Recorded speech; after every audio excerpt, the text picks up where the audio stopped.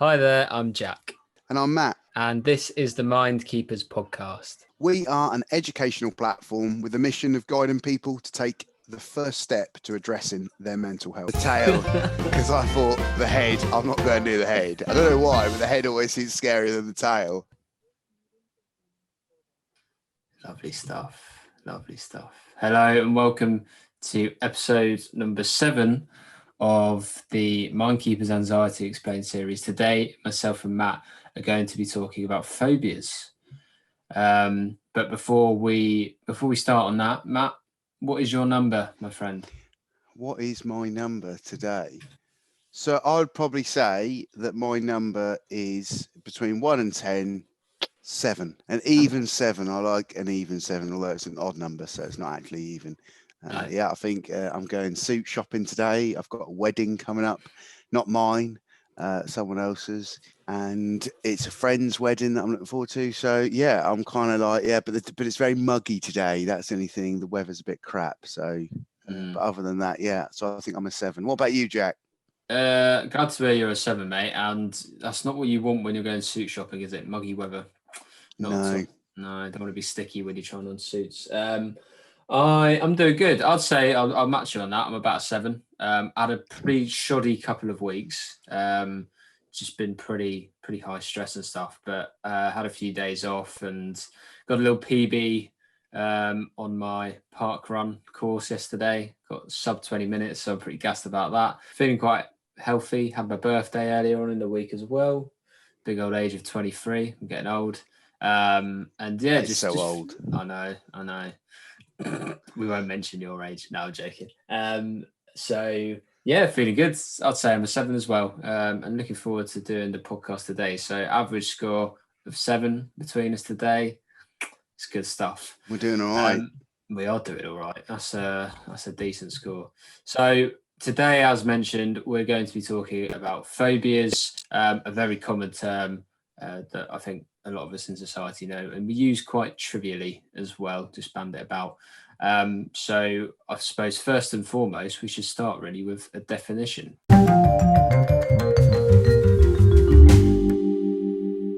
So what is a phobia? So a phobia is a type of anxiety disorder when you have an overwhelming and debilitating fear of an object, place, situation, feeling, or animal.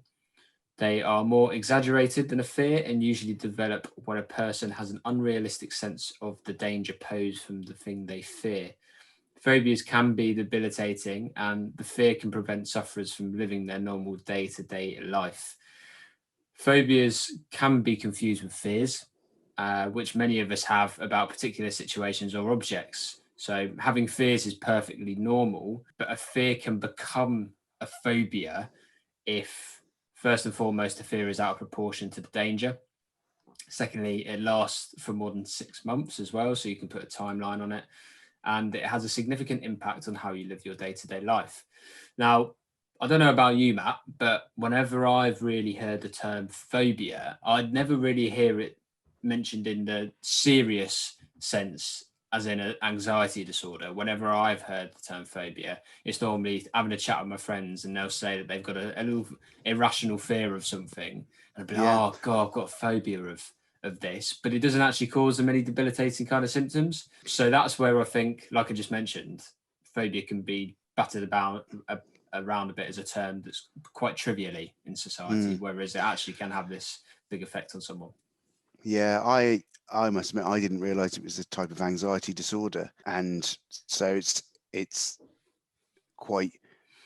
Yeah, it's funny when you think about it, all the other topics that we talk about around anxiety, you do think that phobias, you just think like someone's scared of the dark, or something along them lines. So yeah, I never realized it was a type of anxiety disorder. So yeah, and also I can see why it says there, phobias can be confused with fears, because I suppose we all fear things, don't we? But it's like, is it actually a phobia you've got, or do you just fear it?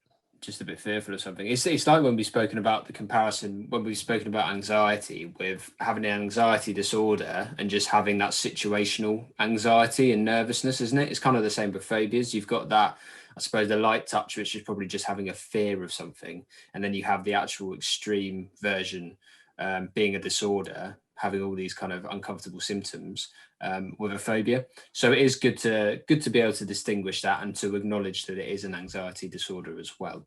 So that covers off a little brief definition. Quickly, we're going to touch upon the types of phobias.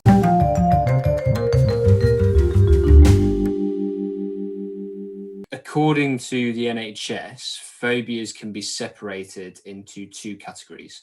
So you've got specific, often termed simple phobias, and you've also got complex phobias as well. So Matt, I don't know if you want to provide a description for simple. So definitely. So I suppose a simple phobia then, literally this might revolve around an object, an animal, a situation or an activity.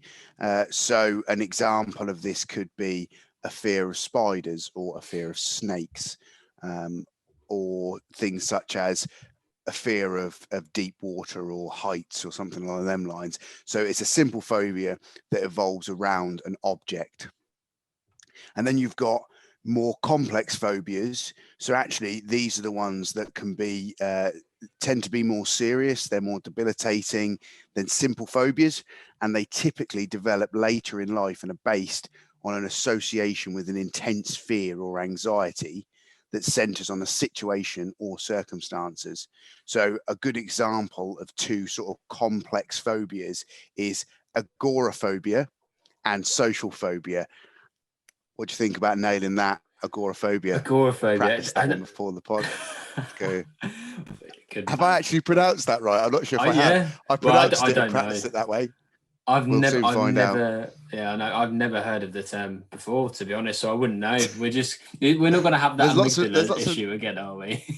I don't know, but there's two here, which is agoraphobia or social. But essentially, for those of you that don't know, agoraphobia is a complex phobia that can have debilitating effects on day-to-day life, as sufferers fear being in situations where escape might be difficult. So essentially, agoraphobia is essentially fear of situations where escape might be difficult. So I think, like, for example, if you're in a lift, that potentially could particular type of phobia.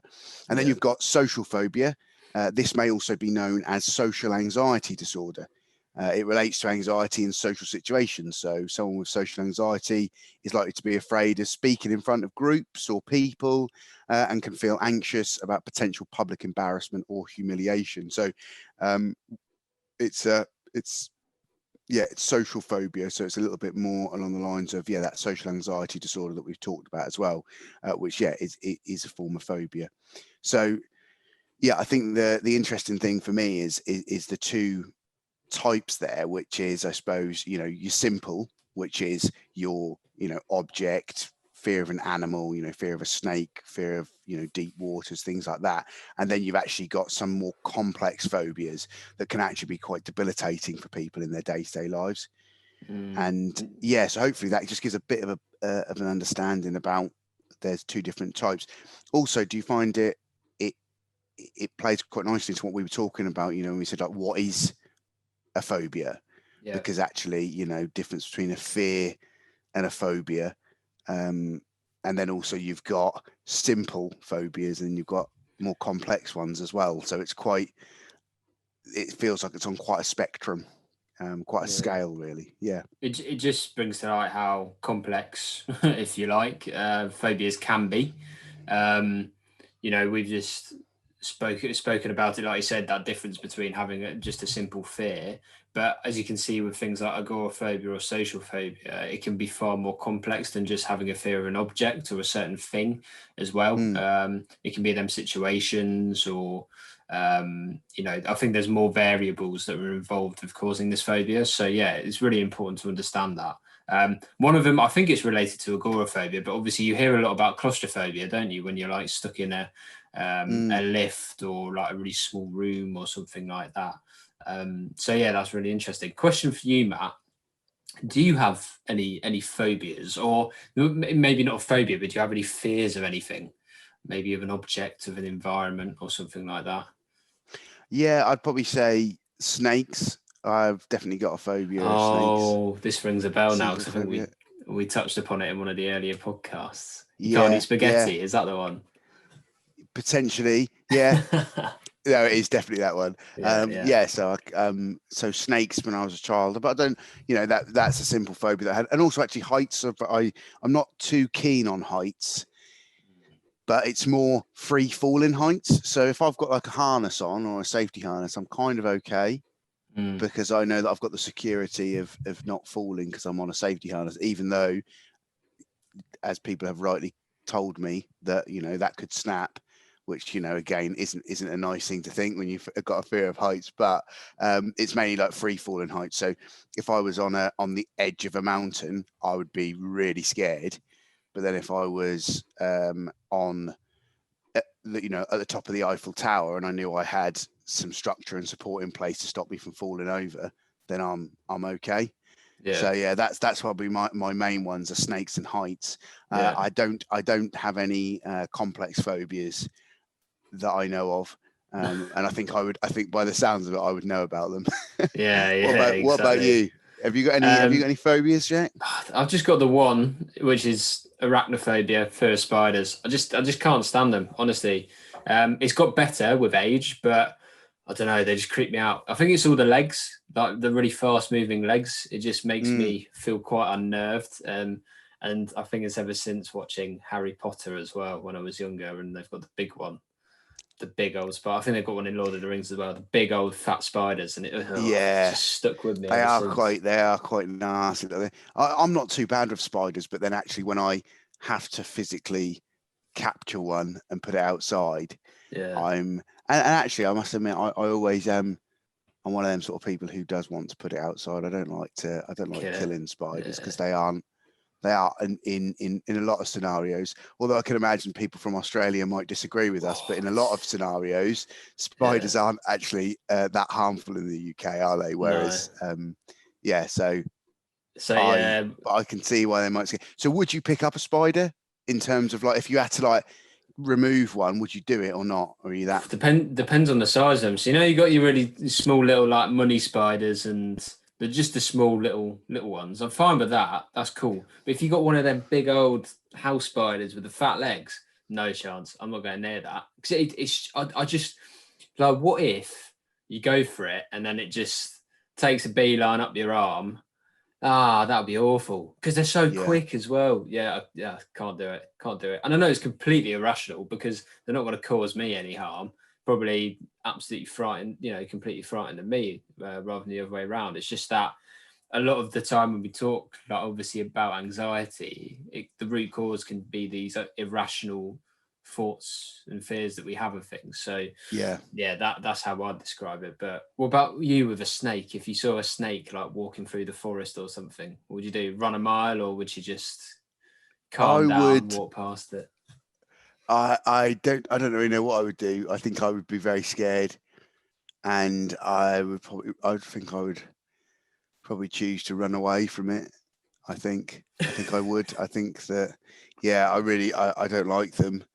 No. But I think that I could, and actually we'll talk about some of them when you look at the treatments. I actually do think that I could. I remember there was a snake when I was younger, and I ended up holding part of the snake. So like, which part? And it's the end, tail at the end. The tail, because I thought the head. I'm not going near the head. I don't know why, but the head always seems scarier than the tail when it comes to spiders. Spiders when it comes to snakes. Spiders with tails. That is a terrifying thought. Oh, I'm picturing some sort of like snake / spider. Something off another Harry Potter sequel. I don't know, but it's interesting because I think I could. Yeah, potentially. I think you could combat it. I think, but nice. So the interesting thing that I want to move on to as well, which is we are, in terms of, I suppose, how do you know if you have a phobia, which is something that we're going to talk about now, isn't it? Because I think that there's a lot in terms of what a phobia is, and also actually it feels quite complex and quite complicated at times. You've got simple phobias and you've got complex phobias, and you've got, is it a fear or is it a phobia? So I think it'd be good if we talk a little bit now about how do you know if you have a phobia?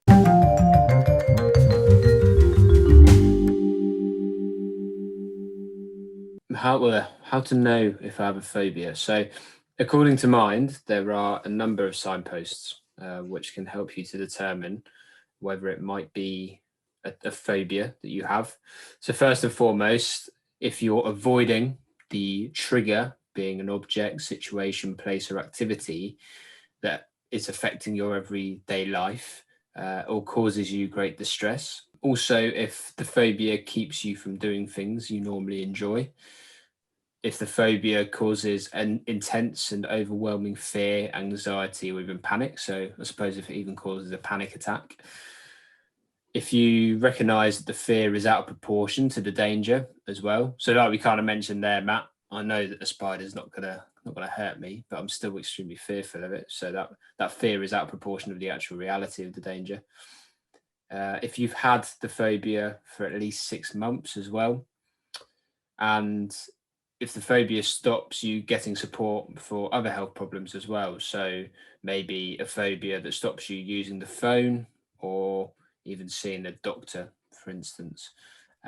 So yeah, I think 6 quite clear signposts there that will help you kind of distinguish whether it is a phobia or not. But the good news is that almost all phobias can be successfully treated and cured, and there are a number of treatment options available. We'll come on to them soon, but perhaps, Matt, if we talk about some of the causes of a phobia as well.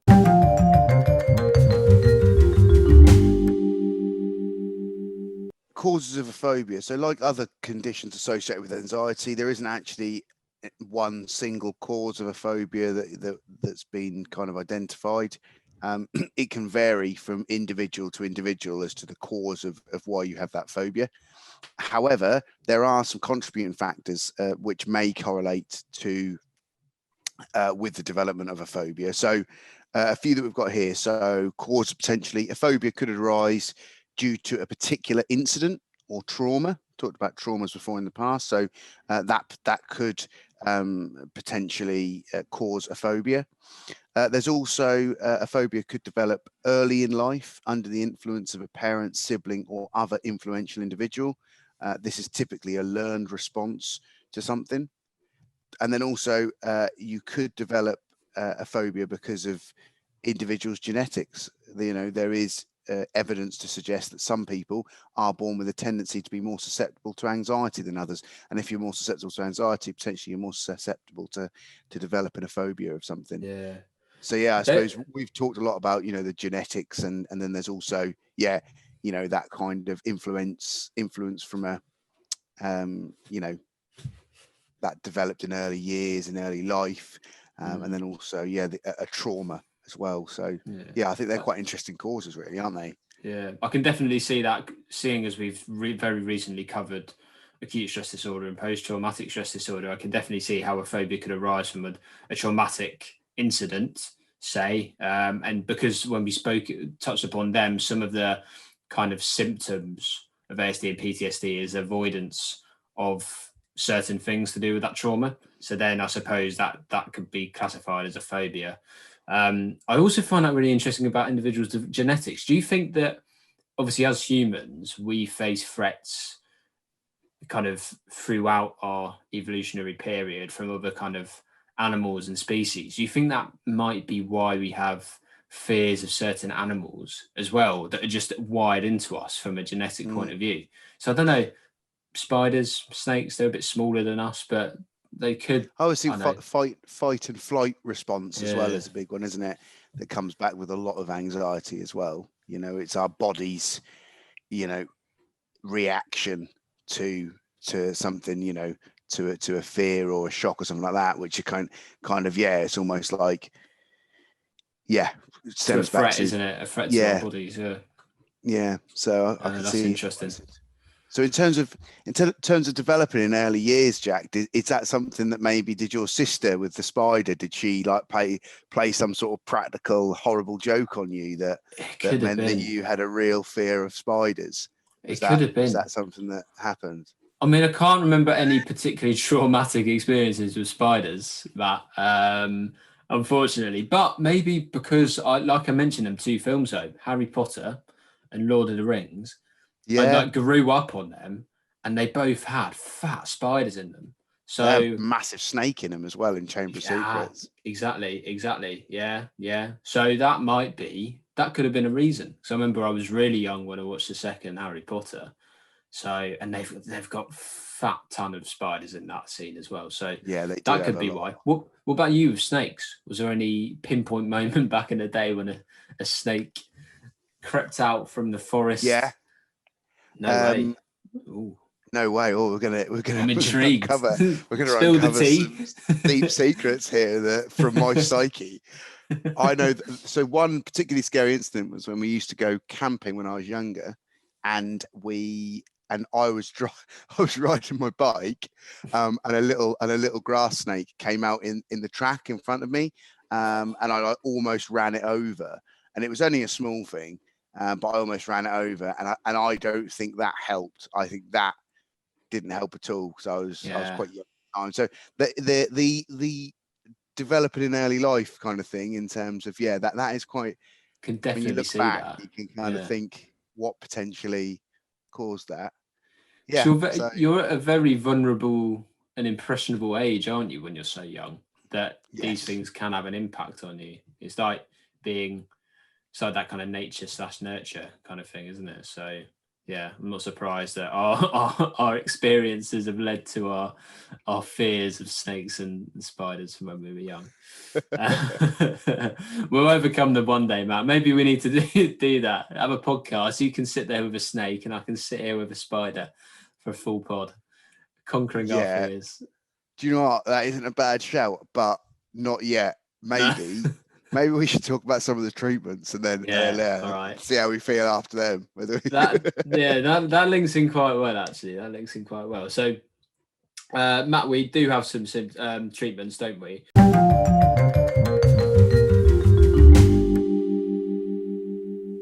It always starts with the conservative approach. So we're looking at self-help therapies first and foremost. So what you can do in pursuing your own self-help kind of therapy or strategy that can help you to kind of make a lifestyle change that can help you to combat some of the symptoms associated with having a phobia. So first and foremost, like I mentioned, having a lifestyle change. So this can be used to reduce some of the symptoms of a phobia, such as panic attacks is one of the symptoms like we mentioned earlier.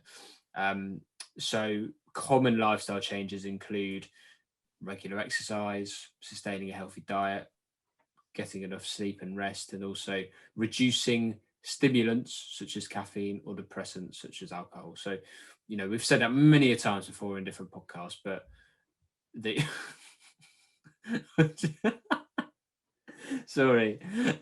Have you seen? Right. So people, obviously you can't see what Matt's doing, but I can see him on the camera.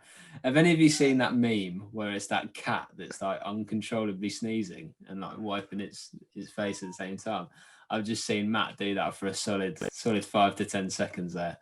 Good behaviour, I was mate. 100%.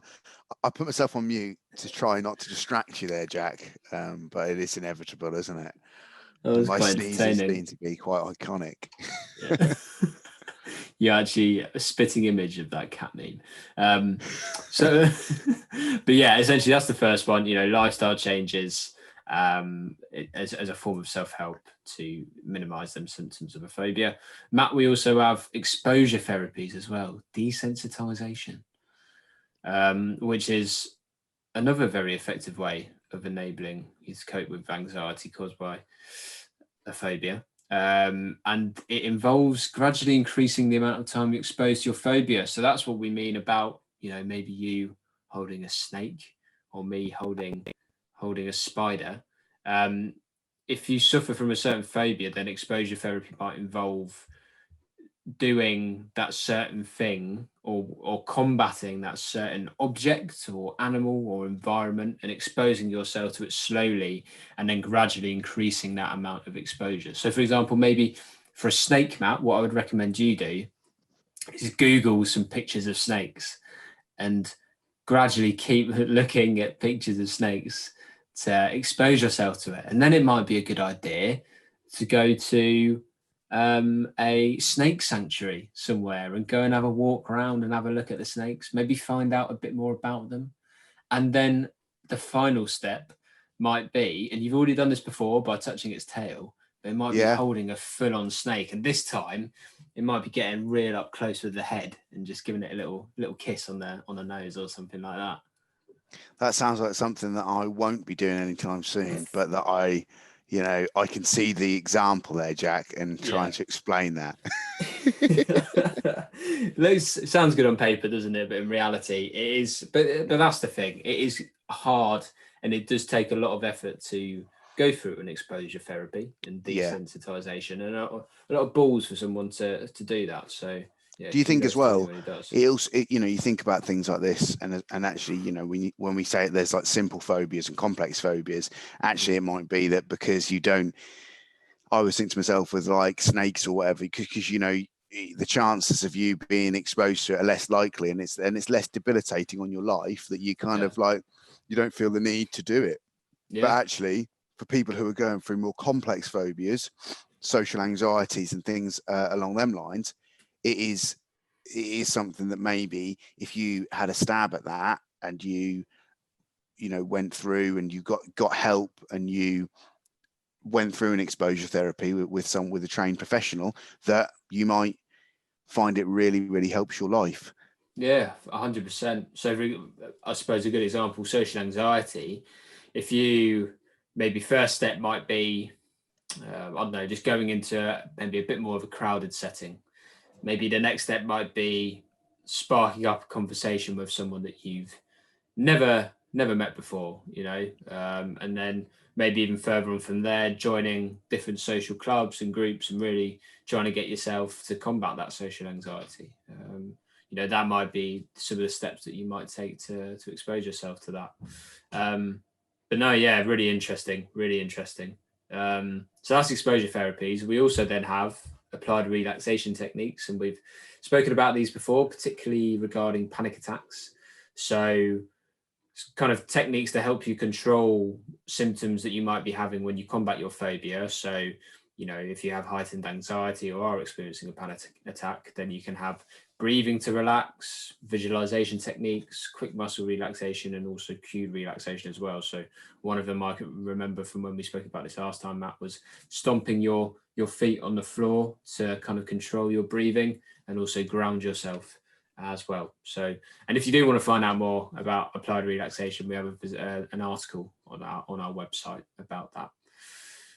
So that's applied relaxation techniques, and pretty much summarizes all of the self-help therapies.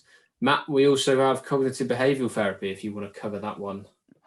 So we've talked about CBT before. There's also an article on the website about CBT, so cognitive behavioral therapy, or CBT for short, common psychological therapy used to address many of the symptoms associated with anxiety. As we've seen with many other MindKeepers articles, we've discussed different anxiety disorders, and we know that CBT can be used to help with practical ways of dealing with it. So you can use CBT to address a phobia, and this typically involves counseling sessions with a therapist who will help you to change the way that you think about and behave towards your phobia. So CBT is a really common treatment we know across the board for a lot of anxiety disorders, and it can help you with regards to tackling phobias as well. Yeah, for sure. I think CBT we've spoken about with a lot of different anxiety disorders, so it is a tried and trusted method for combating some of the symptoms. And finally, as well, and we always have the caveat when we talk about medicine and medication, that it's very wise to first and foremost speak to your GP and also try the more conservative routes before turning to medication, particularly if you are younger, because the results do vary. But according to the NHS, medication can be prescribed to treat phobias, but isn't usually. So, for example, you might use antidepressants, tranquilizers, or beta blockers which can be used to address the symptoms caused by phobia, depending on how severe your symptoms are. So we mentioned that you might have an onset of a panic attack when you combat a certain phobia. So that's where certain medication can be particularly useful. But yeah, we wouldn't recommend it in the first instance, taking medication to treat that.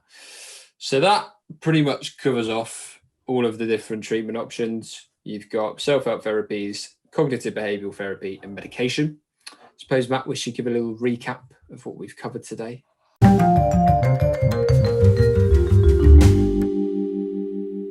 We have covered a little bit about what is a phobia and the types of phobia that you can get. So looking at them complex phobias and simple phobias. We've also looked a little bit around how to identify if you have a phobia. So some of the how to know if you have a phobia and when you should get help. We've also then looked at the causes, which then center around things to do with traumatic incidences, childhood events, and then also the idea of genetics as well. And then finally, we've looked a little bit at some of the treatments which we went through as well. So hopefully that's a bit of a recap for everyone.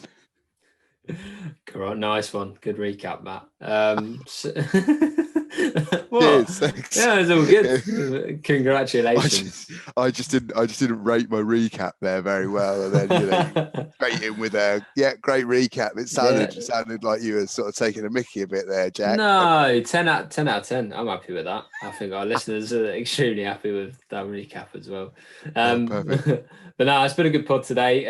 Of course, I think that's our last episode that's related to the different anxiety disorders. So, of course, we've covered off things like generalized anxiety disorder, ASD, PTSD, panic attacks, and now also phobias as well. So, our future podcasts are going to be on the treatments. But no, really interesting and eye-opening podcast today, Matt. So, yeah, I suppose that's everything. Are you looking forward to getting your suit fitted today? Are you a bit more buoyant than earlier? I am. Yes, I am really. I'm looking forward to it and ready for it. What about you? What are you up to today after mate, this? I think I'm going to hit the old leisure club, the old gym. The old leisure club, I like it. Oh, yeah. Someone graduated uni. He goes to leisure clubs now. No longer university sports park. Oh, no. Yeah, not, what's it called? Exercise for less in Leeds. A lot more space in this one, mate. A lot less COVID flying around as well, probably. But yeah, probably do that. Watch the football as well. Typical Sunday. Looking forward to it, to be honest. And then ready for work again next week. But no, happy days. Thanks for that recording, Matt. And yeah, we'll catch up in the next one. Nice. See you soon. Thanks for listening, everyone. Bye. See you soon. Bye.